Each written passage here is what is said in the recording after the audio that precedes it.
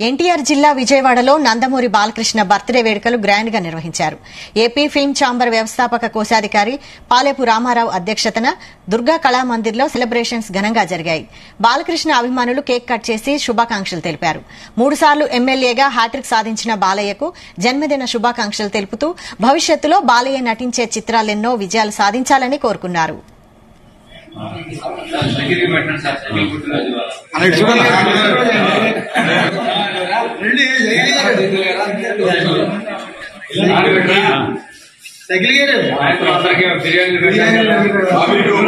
AP film chamber వ్యవస్థాపక కోశాధికారి పాలేపు రామారావు గారి ఆధ్వర్యంలో వారి థియేటర్ అయినటువంటి దుర్గా కళామందిర్లో ఫిల్మ్ ఛాంబర్ సభ్యులైనటువంటి నేను కొల్లి అజయ్తో పాటు కాటరగడ్డ లోకేష్ గారు, టీడీపీ పార్టీ కళ్యాణి గారు, అలాగే Acharya NG Ranga trust chairman Gogineni Dhanasekhar గారి ఆధ్వర్యంలో బాలకృష్ణ గారి పుట్టినరోజు జరపడం అనేది జరిగింది.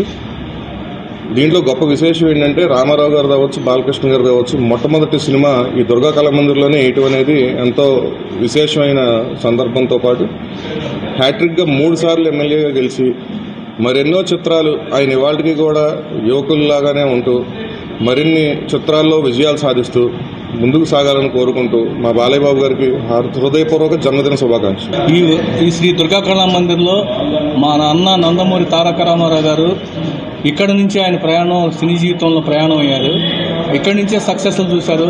అదే తదుపరి 1974లో బాలకృష్ణ గారు తాతమ్మ కళ సినిమా ద్వారా మొట్టమొదటి చిత్రం కూడా ఇదే ఆయన సినీ జీవితం స్టార్ట్ అయింది కూడా ఈ థియేటర్లో ప్రింట్ రిలీజ్ అయింది. ఆ రోజు నుంచి ఈ రోజుకి దాదాపు 100 పైన 108 సినిమాల వరకు ఆయన హీరోగా కంప్లీట్ చేయడం జరిగింది. భవిష్యత్తులో కూడా మరి ఎన్నో విజయవంతమైన చిత్రాలు వస్తూ ఇంకా ఎక్కువ చిత్రాలు చేసి అన్నగారు ఆ రోజున అన్నగారు సంవత్సరానికి 16